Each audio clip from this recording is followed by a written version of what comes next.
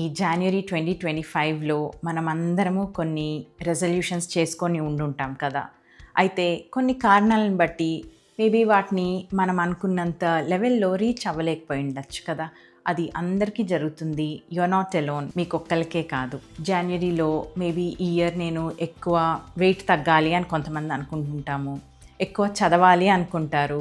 ఎక్కువ కోపంగా ఉండకుండా కోపం తగ్గించుకోవాలి అని అనుకుంటారు. అలాంటి వాళ్ళకైతే పొద్దున్నే లెగడం అనేది ఒక పెద్ద రెజల్యూషన్. అయితే మనం అందరము నిజమైన జీవితాలు జీవిస్తున్నాము అని గ్రహించాలి. మన లైఫ్లో stress, work, family, unexpected things ఇవన్నీ ఇన్వాల్వ్ అయి ఉంటాయి. అది మన రియల్ లైఫ్. మనం ఈ జీవితం జీవించే టైంలో ఏమవుతుందంటే మనం కన్న కలలు, ఆ బ్యూటిఫుల్ రెజల్యూషన్స్ ఏవైతే ఉన్నాయో నెమ్మదిగా ఫేడ్ అవుట్ అయిపోయి ఉంటాయి. అది మనమేదో ఫెయిల్ అయినందుకు కాదు, అది మనం నిజమైన జీవితంలో నిజంగా జీవిస్తున్నాం కాబట్టి. అయితే ఇది మనం గుర్తుంచుకోవాల్సిన చాలా ముఖ్యమైన పాయింట్ ఏంటంటే, రెజల్యూషన్స్ని మనం మీట్ అవ్వలేకపోయాము అంటే అదేదో మనం ఫెయిల్ అయిపోయాము అన్నట్టు కానే కాదు. మన జీవితాలు మారుతూ ఉంటాయి, మనలో ఉన్న ఆ ఎనర్జీ లెవెల్స్ మారుతూ ఉంటాయి, మన జీవితంలో వెళ్తున్న సీజన్స్ మారుతూ ఉంటాయి.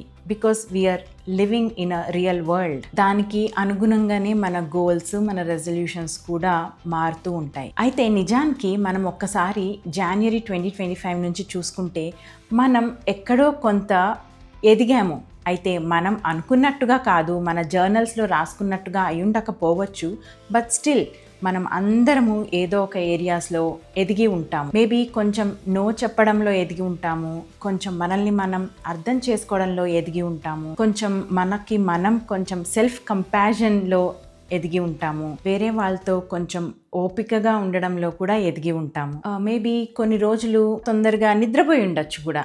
అది కూడా మనకి చాలా స్మాల్ విన్ కింద కౌంట్ చేయాలి. ఎందుకంటే ఇవన్నీ చెక్ లిస్ట్లో వెళ్ళే ఐటమ్స్ కాదు కాబట్టి. అయితే వీటిని ఎక్నాలెడ్జ్ చేయడం చాలా ఇంపార్టెంట్. సో ఈ వీడియో ఏదో అపరాధ భావాన్ని క్రియేట్ చేయడానికి కాదు, కానీ మనం చేసిన కొన్ని చిన్న చిన్న గెలుపులు కూడా మనం ఎక్నాలెడ్జ్ చేసి సెలబ్రేట్ చేసుకోవడానికి. ఒక విషయం ఏంటంటే, రెజల్యూషన్స్ అనేవి ఎగ్జామ్స్లా కాదు, అవి కొన్ని సంకల్పాలు. అంటే అవి మన జీవితం మారుతున్న కొద్దీ అవి కూడా మారుతూ ఉంటాయి. కాబట్టి ఒక డీప్ బ్రీత్ తీసుకొని మనము ఎక్కడ ఫెయిల్ అవ్వలేదు అని మనం చెప్పుకొని, వెనకబడలేదు అని చెప్పుకోవడం చాలా ఇంపార్టెంట్. మనం వెనకబడలేదు, మనం సోమర్తనంగా లేము, మనం ఎవరిని నిరాశపరచలేదు, మనం అందరం పెరుగుతూనే ఉన్నాం. అయితే అది పర్ఫెక్ట్ స్ట్రెయిట్ లైన్లా ఉండకపోవచ్చు.